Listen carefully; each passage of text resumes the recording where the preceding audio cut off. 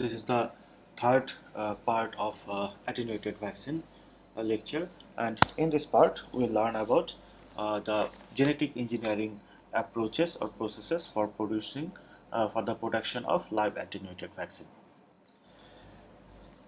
One uh, problem or disadvantage of classical method of attenuation is that it's a empirical process and we cannot control the outcome or predict the outcome. Okay, so that means we have to largely uh, rely on our luck. Okay, so that's why in modern virology genetic recombination is being used to develop virus attenuated strains to develop various attenuated strains of viruses with lower virulence for humans. Okay, and there are also different methods to do that. First, deletions. So in this approach we can delete on one or more gene into the virus and thus make it attenuated. Okay, and secondly, that mediates a specific function in host that would be undesirable in a vaccine virus can be deleted. I mean, we can delete a gene which uh, do some undesirable activity in the host. Okay, so if we can delete that gene, that virus will be attenuated and can be used as a vaccine candidate. Okay, and one advantage of deletion mutation is that this form of mutation cannot be correct directly. Okay, because if you want to correct it, it requires some genetic restoration of the deleted sequence. Okay, that means, I mean, one problem with live attenuated virus is that, I mean, they sometimes may revert, okay, and regain their virulent factors. But if we delete a gene by mutation, it's actually difficult to revert this one for that virus. Okay, and another approach, insertion. Okay, uh, how we can do that? In this approach, a virulent virus can be attenuated by the insertion of genes with known antiviral activities or with known immunoregulatory functions. Okay, and by doing so, the recombinant virus that will achieve will encodes foreign proteins that function to restrict replication of the virus and thus results in attenuation of the virus for its host. For example, I mean, it's a pathogenic virus, and if we insert a gene which encodes some antiviral proteins or immunoregulatory proteins, so these proteins will prevent the, I mean, this can prevent the virulent virus from replication. Okay, thus that means it will lose its power to replicate and increase its copy. That means it will be attenuated. Okay, and such recombinant viruses have been found to be satisfactorily attenuated even for immunodeficient animals. Because as the virus they cannot replicate, so even for immunodeficient animals they can be used as vaccine. Okay, and in practical, insertion of genes for interferon gamma, interleukin 2, tumor necrosis factor, TNF, and interleukin 10 have each been shown to attenuate vaccine virus for mice. I mean, these are those foreign genes which shows some antiviral activities or immunoregulatory function. Okay. However, this mechanism of attenuation is suitable only for large DNA viruses. Okay, because if the, I mean, the large in case of this kind of viruses, the DNA is large, so we can insert some foreign gene into the DNA. Okay, without hampering their natural activity. I mean, the those activity by which it can induce their immunity. Okay.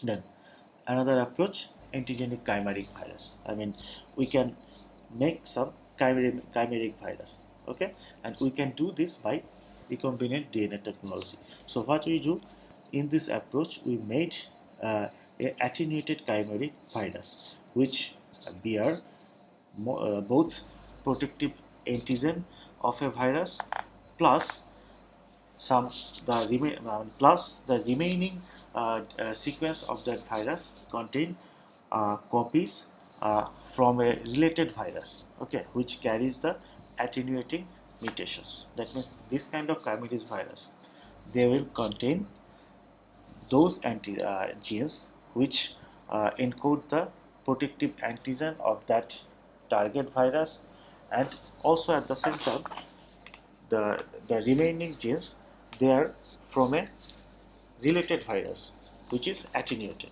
Okay. For example, a viable chimeric poliovirus has been prepared, which combines type 3 serological specificity with the attenuation and greater genetic stability of the type 1 vaccine virus. Okay, so this is a chimeric poliovirus which is used as a vaccine for poliovirus. Okay, another approach, microbial vectors for other genes. Okay, so in this approach we use recombinant DNA techniques to insert the gene coding for the protein of interest into the genome of an avirulent or stable attenuated organism that can be administered as the vaccine. I mean, in this approach we use some virus, for example adenovirus, okay, which is a attenuated strain of adenovirus, and that virus actually just act as a carrier for the genes. Which genes? These genes we take from the virulent virus against which we want to develop the vaccine. Okay, so we took those genes which encode for the which encode those antigens of the virus which induce immunity in the host. So we take these genes and insert them in the carrier virus and thus make the attenuated vaccine. Okay, and this approach, I mean the approach of using a attenuated carrier virus or vectors, has several advantages. Okay, so now I'll talk about those. First, the gene may be derived from organisms which are difficult to grow or inherently dangerous, and the constructs are replication deficient, non-interrogating, stable, and relatively easy to prepare. I mean, suppose, for example, you want to make a vaccine for a organism which is difficult to culture. Okay, so if you cannot culture an organism, how you will produce the vaccine? So what you can do, we don't need to culture the vaccine, rather we'll take gene of that organism which can induce immunity in the host. Okay, we'll take that gene and then we'll insert in this vector or carrier viruses. Okay, and this kind of constructs, they are replication deficient. I mean, they cannot replicate efficiently and they cannot integrate into the genome, host genome. Okay, and also easy to prepare. Okay, because we know very well about the carrier viruses, so we know how to control them. Okay, so that's why, I mean, we have well enough knowledge about those carrier vectors already. So that's why if we are successful to insert the target gene into this carrier virus, and this if this carrier virus can successfully induce immunity in the host, we can easily produce lots of vaccine. Okay. Another advantage, foreign viral antigens are expressed in vivo with respect to glycosylation and secretion, are processed for major histocompatibility complex, that is MHC presentation by the infected cells, thereby assuring an effective cellular as well as humoral immunity. Humoral immunity. I mean, by using this approach, the infected cells, they express those foreign proteins, so thus both humoral and cellular immunity can be induced. Okay. Another advantage. Okay. I mean, in this another advantage of this approach is a single vector. That means a single carrier virus could be engineered to carry genes for multiple virus. So that means we can make one carrier virus, and I mean we can make vaccine for different virus using one single carrier virus. So that means we can use one vaccine and can induce immunity against several against several different viruses simultaneously. Okay, so to date, I mean until today, the most success has been achieved using the vaccinia virus as a recombinant vector. I mean, vaccinia virus is being used for a long time as a carrier vaccine, okay, as a carrier organism or vector to make live attenuated vaccine, okay. However, okay, so why vaccinia was so successful? Because vaccinia virus has a large genome. So as it has a large genome, we can insert uh, many foreign genes in it. Okay, and this virus express those foreign genes without compromising the capacity of its own. Okay, however, okay, there is actually nowadays there is a problem with using the vaccinia virus as a carrier virus, because vaccinia virus is being used for very long time to as a uh, pox virus. Okay, so that means a large number percentage of world's population has been immunized with the vaccinia. Okay, so and also this vaccinia has some adverse effect. So as I mean, the problem is as a large population they have been immunized with the vaccinia virus, so many of them have developed resistance against the vaccinia virus. So that means if a person have resistance to the vaccinia virus, you cannot use this virus to make you cannot I mean you cannot use this virus to make attenuated vaccine, right? So so nowadays, different viruses are used. For example, avian pox virus. Okay, I mean different avian pox viruses are used as a vector instead of vaccinia virus. And one example of canary pox virus. Some other virus such as fowl pox and adenovirus are also have been potential to serve as recombinant vector. So if you can remember that the recent COVID-19 vaccine, which was developed by uh, Oxford team and which is currently in clinical trial. Okay, so I mean this Oxford COVID-19 vaccine is based on adenovirus vector. Okay, I mean, not only virus, we can also use bacteria as a carrier, such as attenuated salmonella can be made to express proteins of Shigella, cholera, malaria, etc. Okay, and most recently attenuated derivatives of Flexina, Salmonella flexinae, Listeria monocytogenes, Bacillus anthracis are being evaluated as recombinant antigen delivery vaccines. Okay, so actually, I mean, we always have to keep trying to make more carrier virus or bacteria, because I mean this carrier these vectors they itself are all microorganism, right? They itself are organisms. So if we use this same carrier again and again, the host, I mean, a significant portion of all population can, I mean, induce or get immune against those carrier organism itself. So if they, I mean, if people they develop immunity against the carrier vector, in that case we cannot use this carrier vector as a, I mean, cannot use this carrier vector to make attenuated vaccine, right?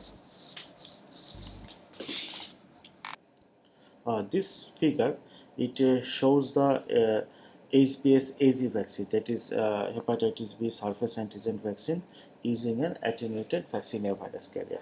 Okay, so I will explain it. So I mean, in this case, the HBsAg, I mean the gene that encode the surface antigen of hepatitis B is inserted into the DNA of vaccinia virus, and this gene is expressed under the vaccinia promoter. Okay, so once this attenuated vaccine infect the cell, then this I mean hepatitis B surface antigen is uh, I mean is expressed, and the protein, I mean surface antigen protein is synthesized using the host machinery of course, and some of this synthesized protein are processed through antigen processing pathways and expressed by the MHC, and HBs AG peptide is produced, and they can induce the T helper cells, and thus induce the cell-mediated immunity.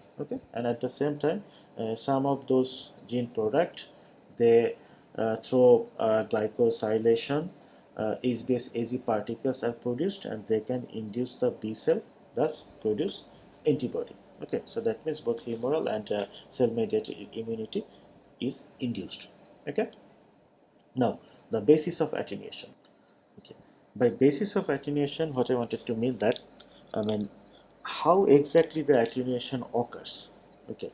So the mechanisms of attenuation. To be frank, how attenuation is occurred, especially by the classical method, it's is still unknown. Okay. We actually don't know the details mechanism, because as for example, in one classical approach, we passage the cell into a foreign cell. Right? I mean, we passage for example, we passage the candidate virus. I mean, to attenuate the organism, we passage them in a foreign cell. I mean, not in their natural cell. Thus, we get a attenuate. I mean, and because of this, I mean, when we culture a organism into its unnatural cell, into an unnatural host cell, what happens? Many mutations are introduced in that organism, and then we actually have to select which is attenuated and which we can use as a vaccine. Okay, so we just know that okay, we got the attenuated mutant, but how it was happened, how it was done, it's still unclear. Okay, and such as for example usually those attenuated mutant they sometimes show some different characteristics other than if we compare with their natural condition, the original wild organism, such as for example many attenuated viruses are temperature sensitive. Okay, that means they grow better at 30 to 35 degrees Celsius rather 37 degrees Celsius, or some get cold adapted. That means they can even grow at low temperature as low as 25 degrees Celsius. Okay, and in case of there is one poliovirus vaccine. It's the type 1 poliovirus attenuated vaccine strain. There are 57 nucleotide changes in the genome, okay, resulting in 21 amino acid changes, and one third of the mutations are found in the VP1 gene of the poliovirus. This poliovirus strain, okay, and this suggests that attenuation results from a change in surface proteins of the virus. We can guess by observing these changes that most probably this poliovirus strain it get attenuated because some surface proteins was changed. Okay, but exactly what happens there is still unknown. Well, so now how can administer the vaccine? Okay, basically it will depend on how we have developed it. So we can administer vaccine into the host by different method, by orally, or by injection in the subcutaneous or intramuscular. Okay, this table it shows some example of live attenuated vaccines, some established one and some experimental one. And example of bacterial live attenuated vaccine, some of the example are Salmonella typhi type 21A, this vaccine, Mycobacterium bovis, BCG. Okay, these are already established bacterial vaccine. And Bacillus anthracis vaccine is still experimental. However, one Bacillus anthracis vaccine has already get permission in the by the US FDA. Okay, but still many candidate Bacillus anthracis vaccine is under experiment. Okay, an example of viral live attenuated vaccines are vaccinia, measles, mumps, rubella, polio, yellow fever, etc. Okay, and people are still still trying to develop live attenuated vaccine of many viruses. These are some examples: cytomegalovirus, hepatitis A, influenza, dengue, rota, Japanese encephalitis. Rotavirus vaccine, one rotavirus vaccine is already available, okay, which is called Rotarix. Okay,